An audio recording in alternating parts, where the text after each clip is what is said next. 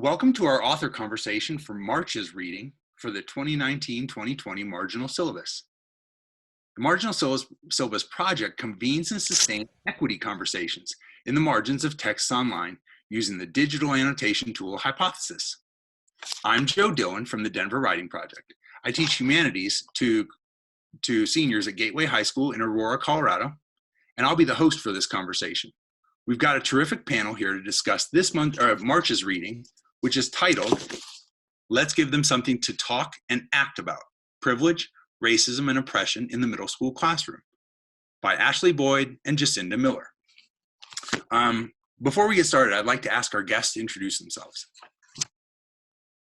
Hi, my name is Ashley Boyd. Thanks so much for having us today to talk about our work. I am a former high school English teacher and now a professor at Washington State University, where I work with pre-service English teachers and teach young adult literature and English methods and courses in sort of critical theory. Hi, I'm Jacinda Miller, and I am an 8th grade language arts teacher in Belmont, North Carolina. I teach at Belmont Middle School, and I have been in 8th grade this is my 6th year in the 8th grade classroom, and I've taught 4 years of high school English as well. Hi, my name is Sarah Woodard, and I am I've taught secondary English education or English language arts from, I guess, 24 years. This is my 24th year. I'm currently working with students in ages 6th grade up to college, and having the opportunity to teach a lot of different grade levels. It's pretty fun, and I'm interested in engaging in this work and talking more about this article in terms of how it applies to different settings and demographics, ages of students. Great. Hello, everyone. I'm Christina Cantrell. I work for the National Writing Project, and I'm really excited to be part of this discussion and thank the guest partner authors and guest readers in joining us today. And I, too, am really interested in the ways that we support youth in thinking about and talking about, actually, and dialoguing around difficult issues and contemporary issues and taking action in their world today. So really excited about this. Thank you. Greetings, everybody. My name is Ramy Kalir. I am an assistant professor of learning, design, and technology at the University of Colorado in Denver. And it has been an honor over the last number of years to be a co-founder and facilitator of this project we call Marginal Syllabus. I am just so thankful that we have our partner authors with us today, our readers and friends, all colleagues in this lovely conversation. I look forward to learning with all of you during this webinar.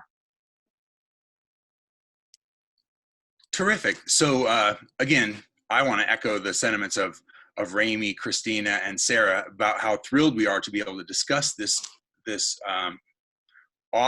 worthy article with the authors Ashley Boyd and Jacinda Miller. So if you don't mind, ladies, would you please give us a little background, whatever you think is important for us to know about the writing of the piece, perhaps, or even the research that went into the writing, whatever you think would be important background to share with our readers.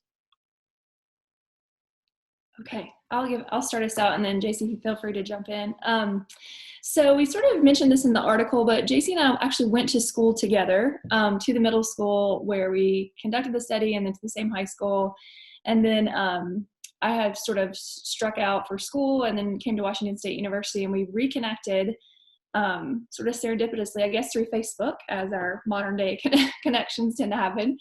And she had reached out to me because she knows that I have an interest in social justice work, and that's what she was working on in her classroom, and just kind of said, hey, could we collaborate on a project together? And I was like, absolutely.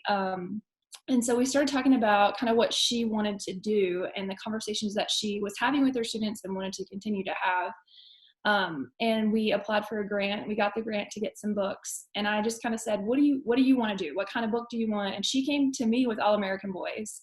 And so I was super excited about that. And so we kind of set it up, did some co-planning beforehand, collaborative planning. And then I was able to be there for about a week. I think the unit went several weeks. But I was there to be with them for about a week of the unit and observe and sort of help teach some of the things that we included in the article. And then it carried on, and you see some of the projects that happened later in the unit with that. But it was super exciting for me as a researcher to be sort of invited in and to hear about the things that she was doing and wanted to do more of with her students, especially because it's a pretty, I guess, more suburban, but it was more rural, I think, when we were growing up. And we know the kinds of conversations that people are having there and not having. And so we really wanted to be able, we knew we could get a foot in the door with our experiences and the fact that we look like our students, and we could potentially push them a little more. And so it was pretty exciting. I don't know, JC, do you want to add? So I think for me, obviously, like, reconnecting with Ashley has been great for me professionally, but also for my students, because we have been able, like she said, to push them a little more than they might originally be pushed just by me. As cool as it is for her to get to come here and do her research in my classroom, my students and my parents and my community love the fact that our children are getting access to Dr. Boyd. Like, that's amazing for them too. So it definitely is mutually beneficial to both sides, I think. And she brings kind of a higher level of teaching to the table for me, which is nice. But then also, because we did both grow up here in this community, I think we both, like she said, kind of have that connection with what goes on here and what conversations are and are not happening, and what conversations are important for this community. And so that's kind of how we came at this book and at this project is, you know, these are the things that I think my students need to talk about. These are the conversations we're already kind of having low key, like they're not so major, but I think we need to kind of hone in on this. That's fascinating background. And JC, I hope it's okay to ask you to say a little bit more about, you know, as you invited Ashley into the classroom, maybe you could just talk about how that changed the dynamic for you, maybe, you know, in terms of like your planning process and how the conversations with her inform the instruction, or maybe even like the actual like classroom delivery of some of this. Okay, so I think, first of all, like Ashley said, we collaborated and planned before she came in. So we kind of had like our setup, how we thought it was going to go, planned out prior to, you know, the week she was with us. Obviously, it never goes how you think it's going to go in, you know, the actual classroom. But so we had planned together, and I had kind of done some of I think the unit lasted about 3 weeks.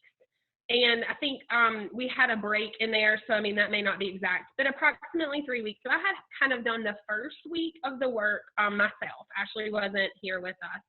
And so that really, my students and I have a great relationship by this point in the school year. You know, we've really had some hard conversations, and I think that's important to note in doing work like this, is that you really do have to get to know your students, and you have to be a little bit vulnerable with them and let them see your heart, because that makes these conversations a whole lot easier.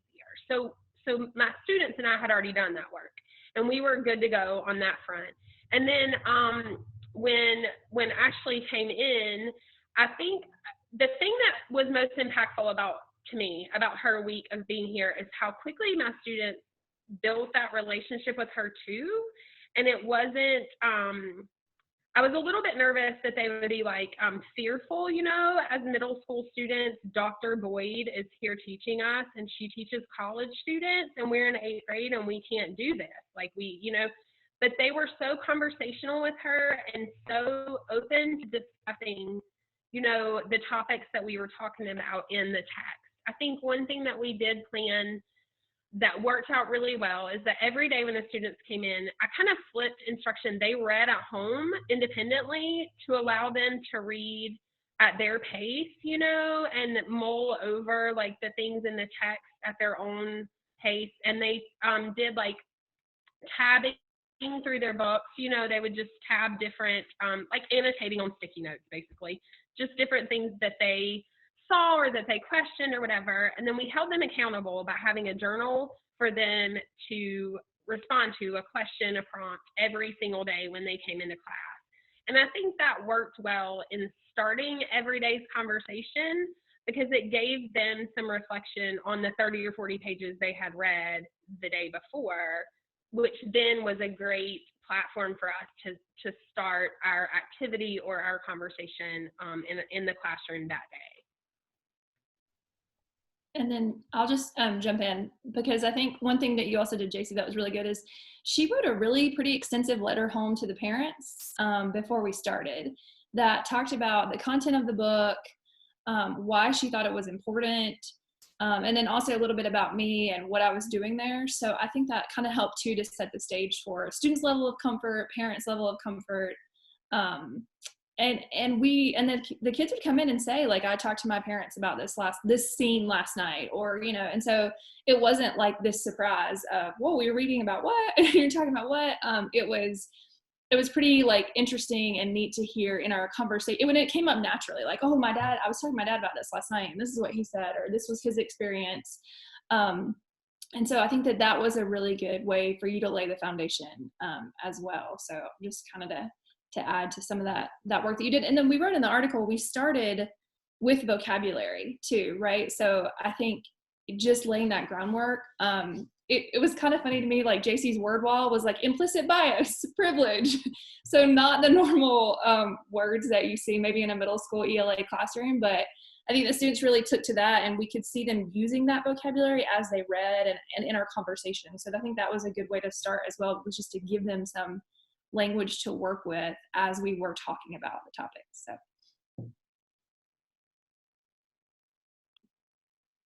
I think that's really helpful. And I mean, it'll certainly add to our discussion of the text, that background. And then also, I know our readers will be fascinated by that dynamic shift for a teacher, you know, to have, you know, a researcher colleague come visit the classroom, and how does that change the dynamic, and interesting, you know, as you talk, JC, about, you know, things never go the way you plan originally.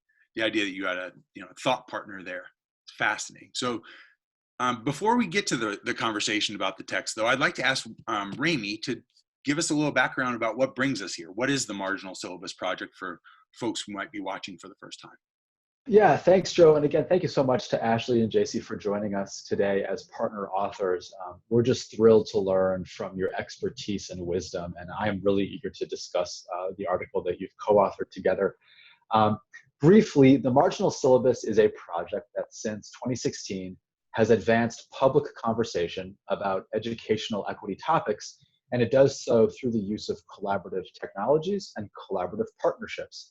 And now in our fourth year, we are a partnership program that brings together, like this webinar does, educators, university researchers, curious individuals across the K-12 and post-secondary spectrum. And it's supported by the National Writing Project. It's supported by the National Council of Teachers of English. That organization provides us with access to scholarship, like the article that we're reading and discussing this month, and also a free collaborative social annotation technology called Hypothesis. And if you're learning about Marginal Syllabus for the very first time, it's worth noting briefly that the name of this project is very intentional. We are engaging with perspectives, with scholars, and with ideas that may be marginal to kind of the conventional status quo of education. And many of the ideas in this article that we'll be discussing today represent a kind of break from the norm. And so we want to engage in that type of marginal work. Marginal perspective is important to our project. When this discussion moves online, and it will do so after this webinar and after this discussion here, kind of face-to-face, we'll begin to read and digitally annotate a copy of this article. And so our conversation moves into a marginal online space. And we will have dozens of educators having a conversation through annotation in the digital margins of the article written by Ashley and JC. And then finally, we are encouraging essentially what some people have called a guerrilla approach to professional development. That is, this is an interest-driven, openly networked public way to support educators in advancing their professional learning.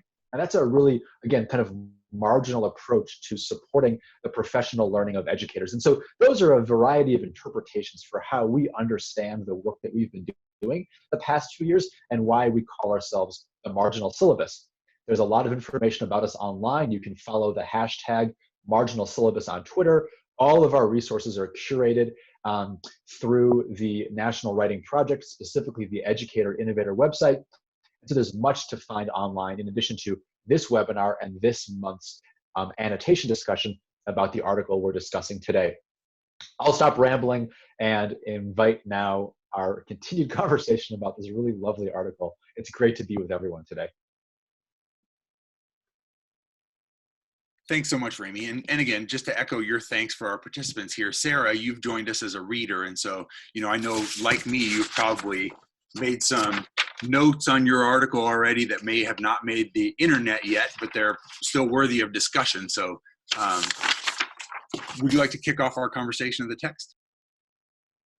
Sure. I, first of all, just thank you to both Ashley and JC for writing about this work that you're doing, because I feel that it's so important for us as educators to engage in this work and figure out ways to navigate these kinds of conversations and learning with our students. And sometimes that can be very challenging. And so having an example of how you entered into this work, I think is really beneficial for teachers across the nation. And so one of the things and there's a lot of things that struck me when reading the article, but I'm wondering if, reading a little bit about the demographics of the school where you were doing this work, JC, and where Ashley was supporting you. We heard a little bit about that it's maybe a little bit more suburban now than it was rural when you both attended the school when you were younger. But it does note in the article that 78% of the students are white, 8% Black, 5% Hispanic, and 34% classify as low income.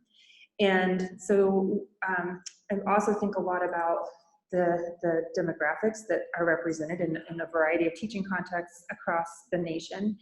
And you open by talking about how you felt it's very, very important to have these conversations about privilege.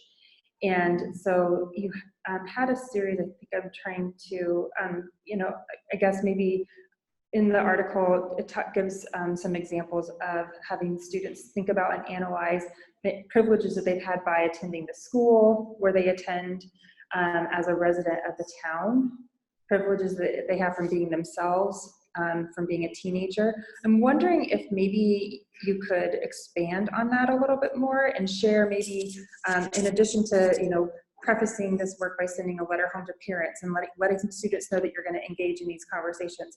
What did you do to set this up for students? And maybe after reflecting, what would you do again? Maybe what revisions have you made? And what advice can you share for other educators who are ready to tackle this in their work?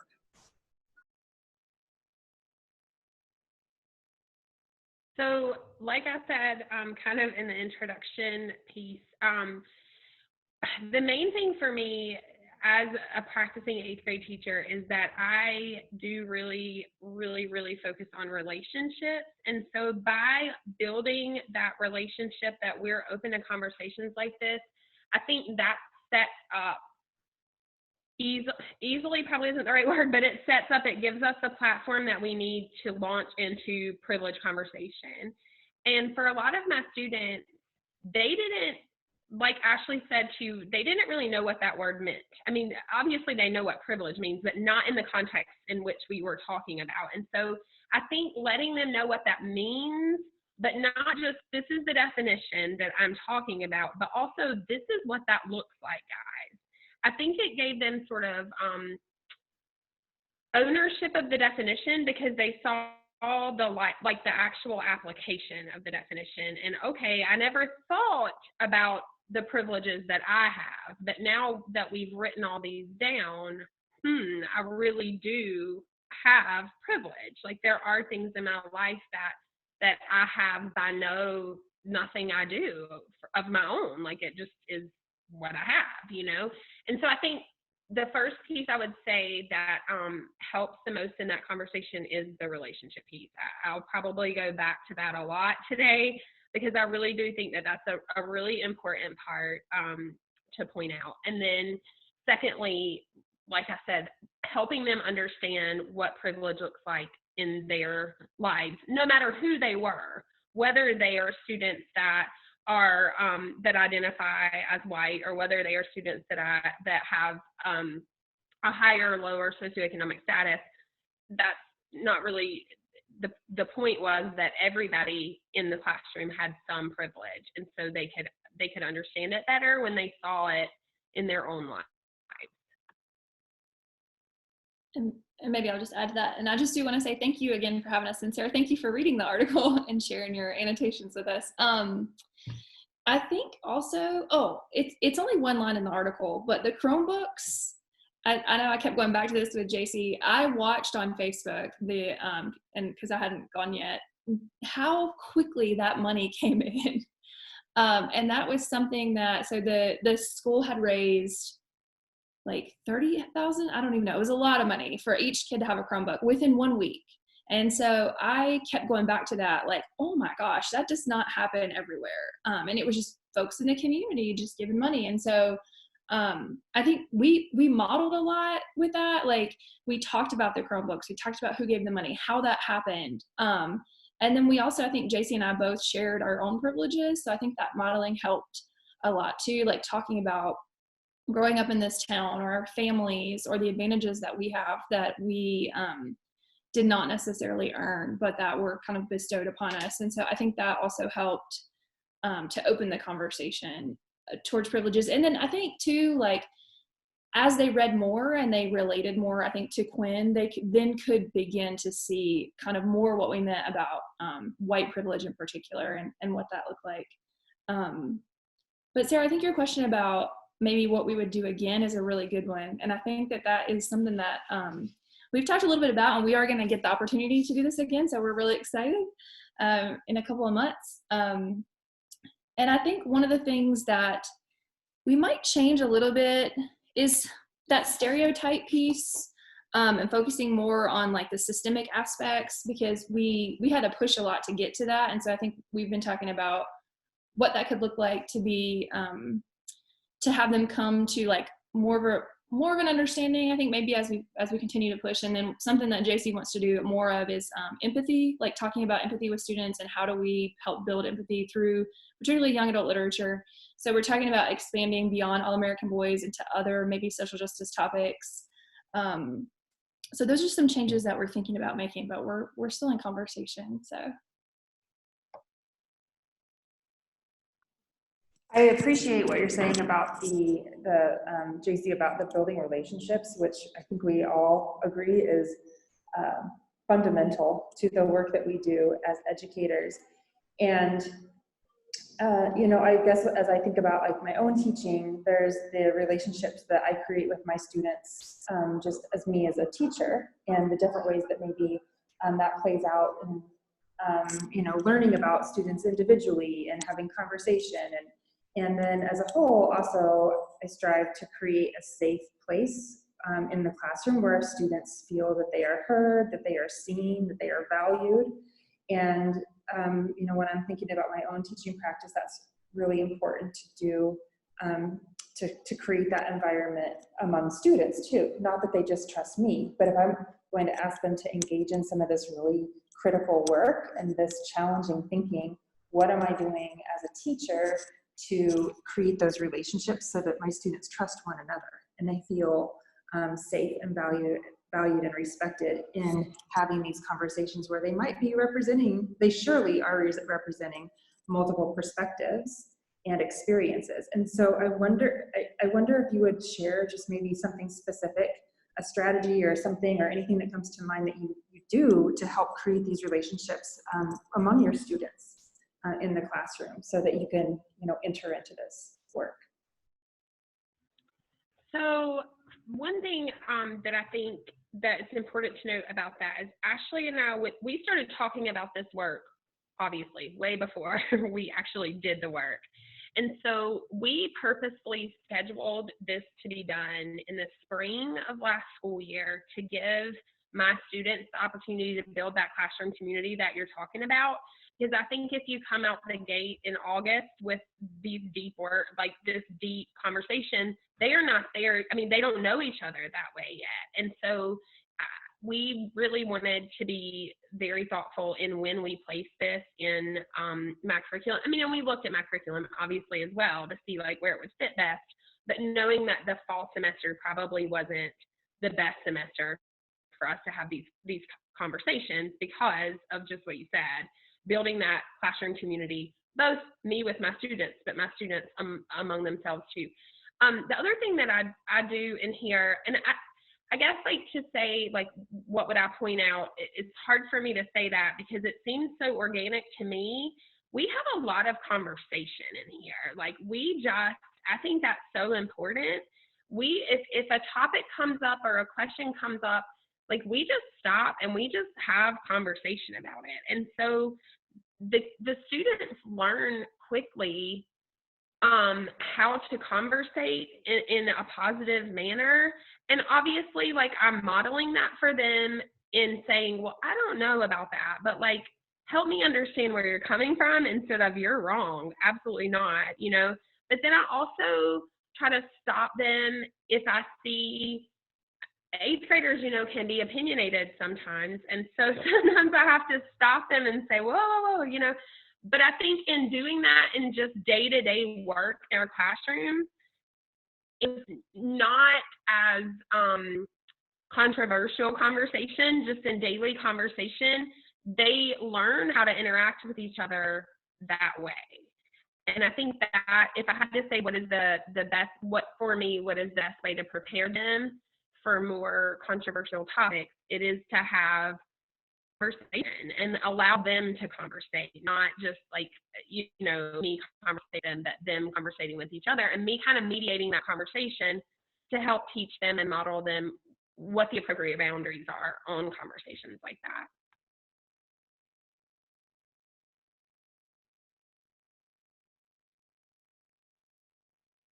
Terrific. And I know that we've all, you know, jotted some initial thoughts down and brought questions. So I wonder, Christina, what struck you about this article, or what sort of drew you, or what sort of showed up as you were annotating or thinking about this conversation? Well, when I was annotating, I was really struck with this focus on sort of how do you get to the underlying systemic implications of this work, you know, not just sort of talking about the pieces of it, but really like get to the systems.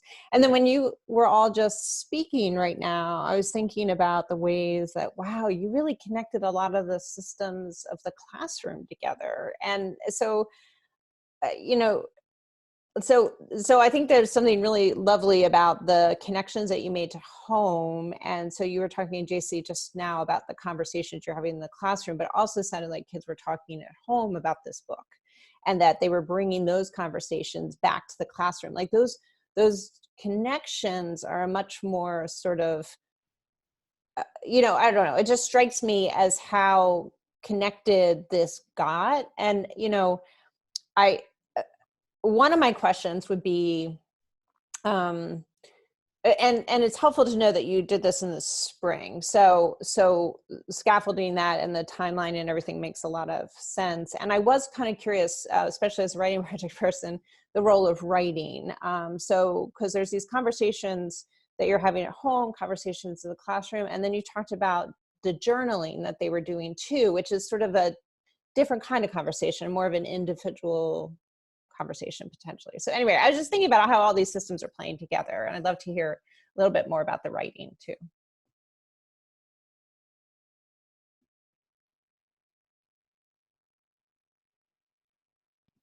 So, and I'll piggyback on that while our authors are maybe trying to decide who should jump in. One of the things that struck me, because I want to echo Christina's question, is the notion of like, you know, I marked earlier about your shared commitment to social justice literacies, right? And we've read a number of articles where authors are writing about sort of like you know, different iterations on backwards planning or rejecting the notions of backwards planning. What struck me about your answer earlier is just the idea of like, the idea that there's a form of backwards planning, like when will our class be ready for this type of conversation, and when might our parents like be more likely to trust us. But I'm kind of returning to Christina's question about like, how did writing aid that? And maybe you could, you know, speak to the notion of like planning for those connections.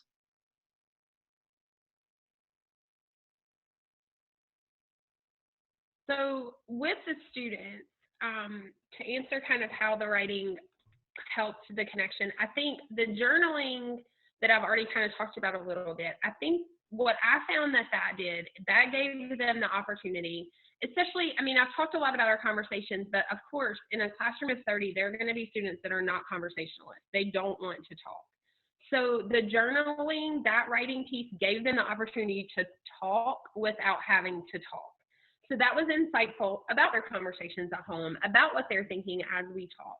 And then we also, so we kind of brought this in during what our pacing guide would have considered the argument unit. So I wanted to use this work to then end with some type of a writing project piece about an argument. So the students at the end chose, they could talk about stereotypes, they could talk about sort of like inquiry into whatever the book had brought up for them, and they had to do a writing piece and Ashley's core project with the end of the text. And so that brought that kind of in writing in, because they were writing, why is it important, whatever their thing that they decided they wanted to focus on, stereotypes or police brutality or whatever they talked about. We had a wide variety of things.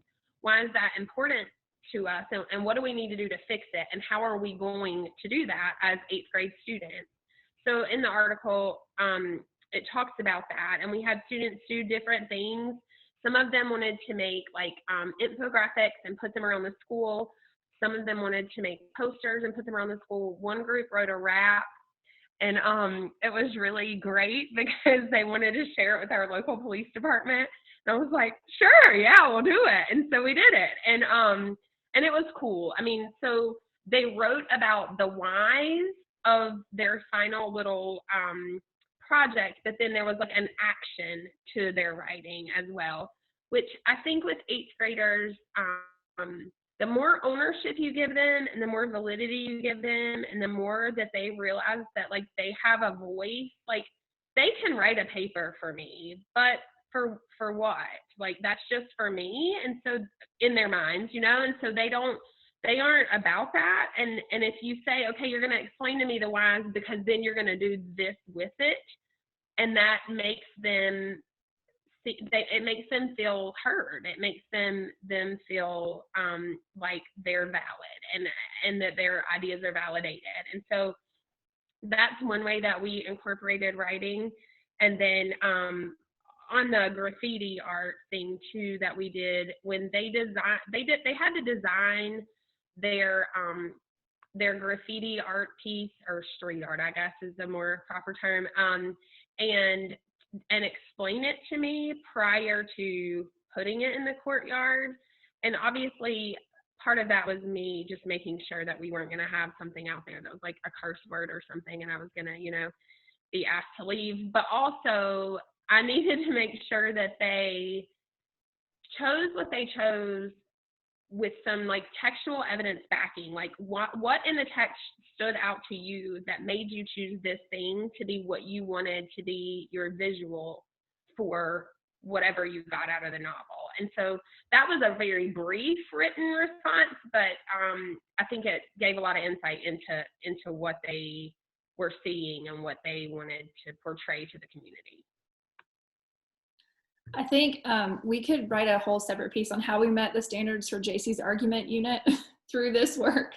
I was just thinking, we didn't write about this, but we also started out with a human continuum activity And so we had like 5 statements, and I can't remember that one was like, police brutality does not affect our community. And the students had to rank them and then stand and argue for the position that they took on the statements. That was kind of our intro to the unit and to argument.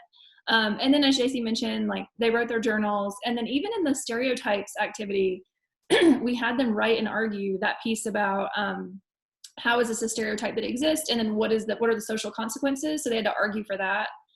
And write that. And then as JC mentioned in the social action project piece, there was writing in that, more sort of research-based writing. So we had them choose whatever the topic was from the book that stood out that they wanted to act on, and research the history of that topic. So more on the systemic issue and the background and the context, and then argue for what needs to happen now. So if it was police brutality, what's the history of that? What needs to happen now? And maybe it was more education for police, and then they wrote the rap. So it was kind of threaded throughout. And I think that we talked about that as we planned, was like, okay, we've got to hit our argument stuff, and we have to do, kind of the, we want to talk about privilege, or we want to talk about stereotypes. So how do we do that, building in argument and writing? But that didn't make it into the article, but I know that the argument piece was, JC was like, I have to hit this for the unit. And so how do we make this all work out? And so we worked hard on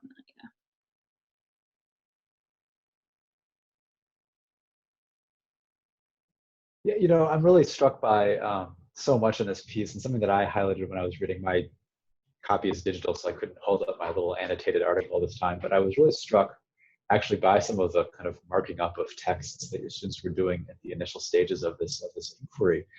And just to provide additional context for people who are watching the webinar and who will then read the work, this privilege posters activity, I found to just be so fascinating. I think that many educators across grade levels and settings are familiar with marking up posters and walking around the room.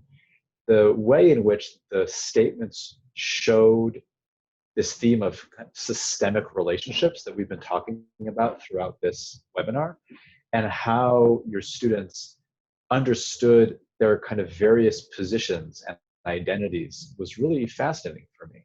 So the posters, as I'm reading from the article, asked about privileges that the students had by attending the school, and then also the town, being a resident of the town, what it meant to be you, and then also being a teenager, which really kind of broadens the scope beyond the school and even beyond the town. And I'm really struck by, again, this kind of nested systemic approach to opening up these conversations.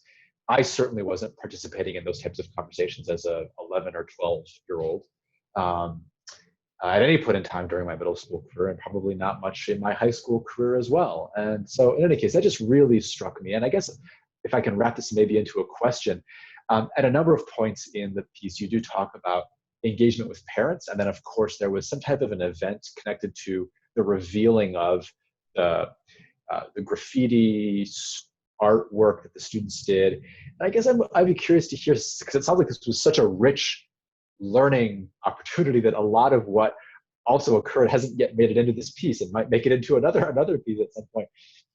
Were you all listening to certain types of conversations, maybe with parents, maybe with other educators in the school building, maybe conversations that you heard between students and their peers, maybe in other classes who did not participate in this set of activities, that really kind of began to show how, again, you were attentive to all of these different kind of, again, scales of social connectedness.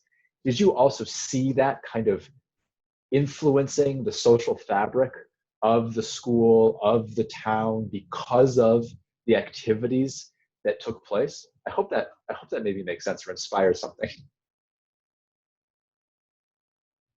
So I think for sure. I mean, so Ashley and I wrote the grant for All American Boys, and so I have like handed that book out like, since this work, because they're like, wait a minute, I need to know more about this. Or, or parents, like when they came to our graffiti night, parents would say, well, I just started reading because my son or daughter had to finish, but I went ahead and ordered it because I knew you would need your book back.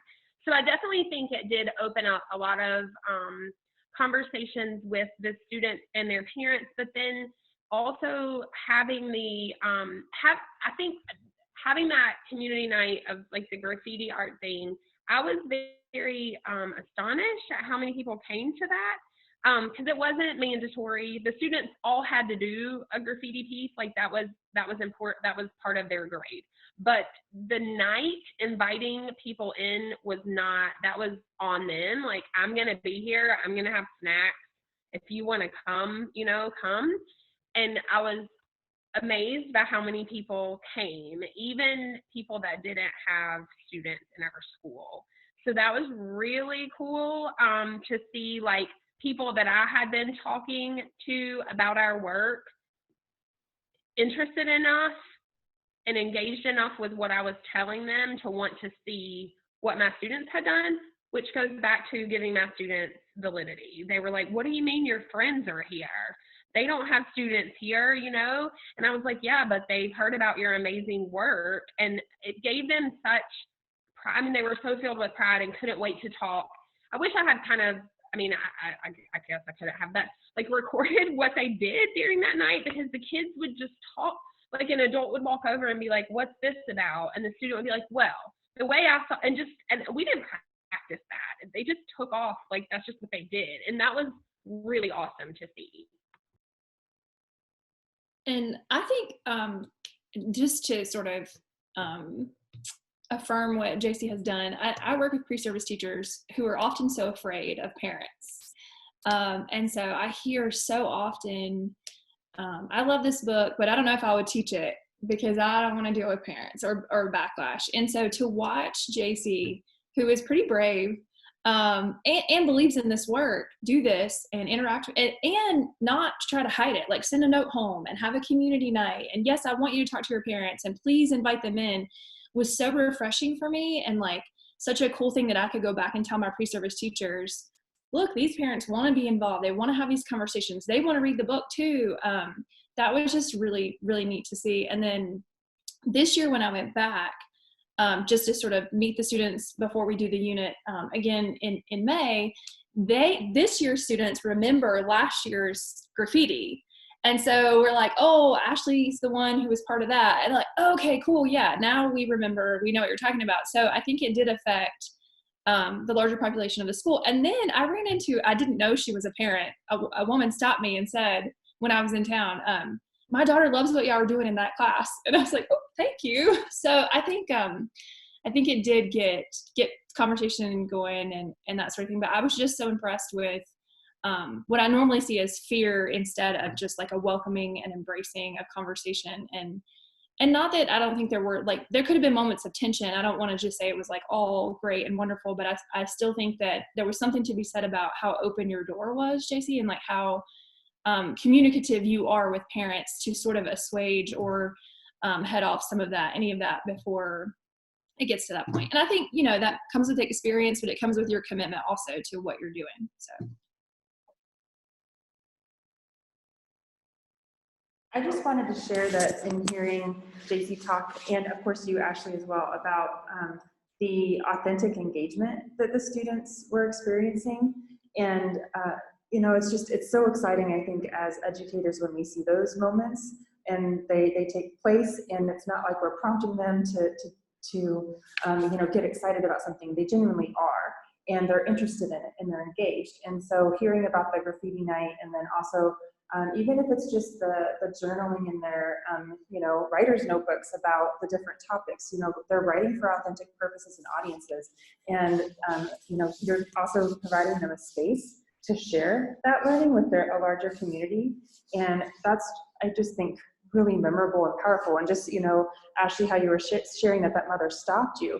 And, the students, that's even more evidence that they're talking about this with their families and their communities. And this is learning that is lifelong learning that's going to stick with them.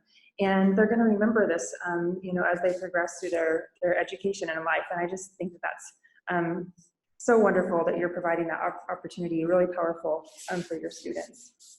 Thank you. I'm also thinking that this is the work that you're doing is so important. And I've said this before about in all different contexts with different demographics of students and makeups of school communities. And for the last 6 years, the work that I've done in Denver Public Schools, the demographics of my classrooms, the makeup is slightly different than what you describe in your classroom. And like JC, I taught middle school for years and years and years, and then now high school.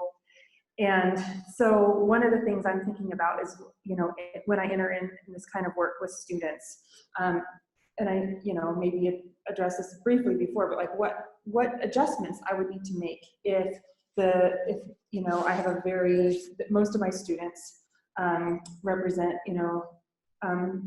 different demographics, more Black and brown students, and very few white students. And so how do I need to shift the way we enter into this? And prepare my students for different conversations. I know in the past, one thing I did is I did bring in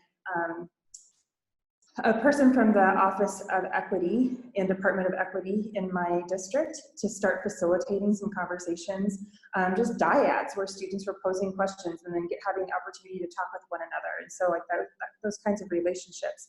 But I don't know that I'm just sharing this.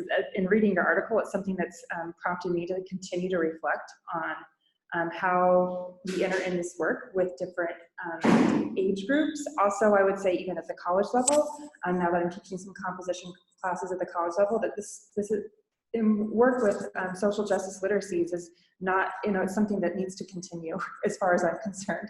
And so it's making me think about, all right, I'm not using a fiction text, but I'm using more nonfiction text with my students. But a lot of the strategies and the practices that you share in this article can transfer to those different disciplines and age groups. And so I just wanted to see once again if you have any thoughts about that, and maybe your hopes and intentions for where this might progress.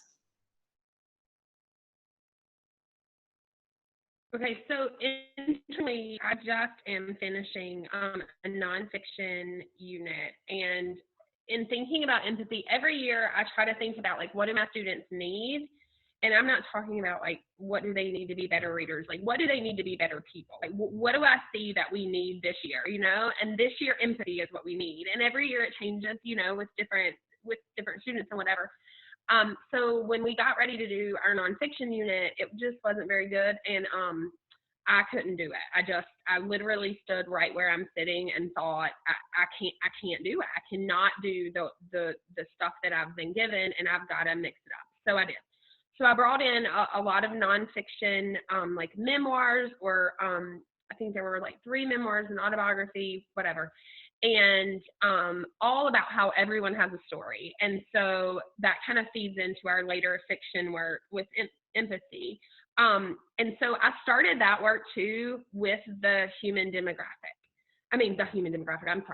continuum, which was the same type of activity that we did at the beginning of All American Boys, which is basically us asking questions that were relevant to, the stories or the ideas at hand, and the students gauging pre-reading where they fell on that continuum. And I think that was a very good conversation starter with both units.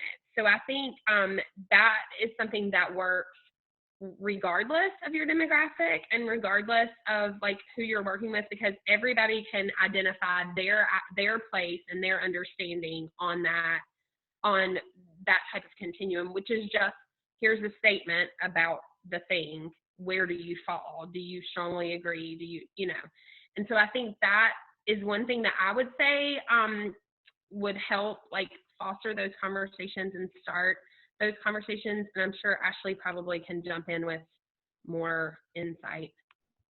Sure. So I think one of the things that I've thought a lot about is how social justice teaching does look different, right, according to our demographics and our student populations. And so we have to be really responsive to that. And I think that we very much had in mind like our white privileged students when we created the unit. So I do think that there's some elements that would need to change. And I think about with this book, this is, and it's no secret that JC and I are big Jason Reynolds fans and that we love All American Boys. But I think what we like so much about this book is that you get Rashad and you get Quinn. And so you're going to have students that can relate more to one than the other, and then opening, like using the journals and the conversations, but maybe the questions are different, like based on your demographic about who you relate to. And then I think that the action piece also is super key for us. So what might it look like for a different demographic of students? Like what action would be important to them? What might they want to act on? So again, maybe like the similar frame, but letting them go in a direction that makes more sense to them and that is more relevant to their context and maybe their own experiences. So yeah, I think that's a great question of like, how do we adapt to the students in our classroom? Because I think that's hugely important in social justice work.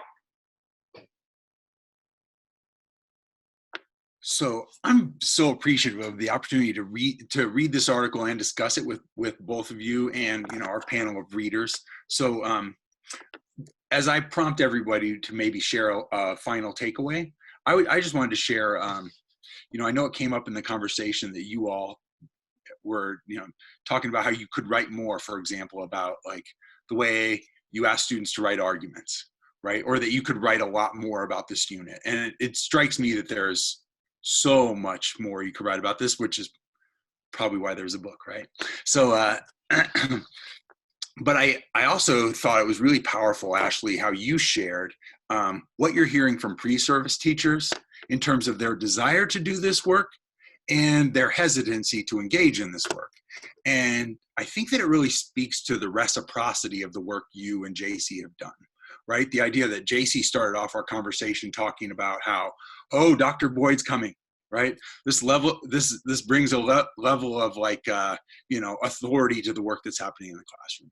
That's tremendous, right? And then I think it's really vital that we also identify JC's role as a practicing veteran teacher whose skill with both parents and with students and unit planning and unit delivery is really vital to pre-service teaching education, because it just strikes me that Ashley's encouragement that teachers should do this work would sound pretty hollow if the JCs of the world weren't willing to engage in it and willing to open their doors in so many ways. So I just really value that, and I hope that that there is more writing to come about this very type of work. So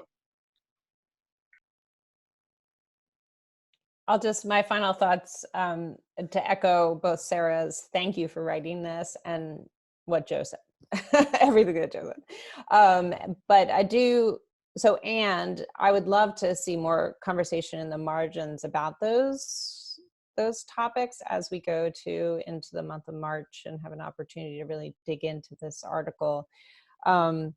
The ways that you're talking about, what do my students need, JC? But like, what do they need to be human? Like that, those questions, like how do we engage there as educators together? Knowing that there's argument writing that needs to be supported and knowing there's all these other sort of curricular mandates, but what do they really need? At that core, I think is such an important conversation, and thinking about that as colleagues together and how we continue to learn to develop that, I think really important. So I appreciate the conversation today and engaging that.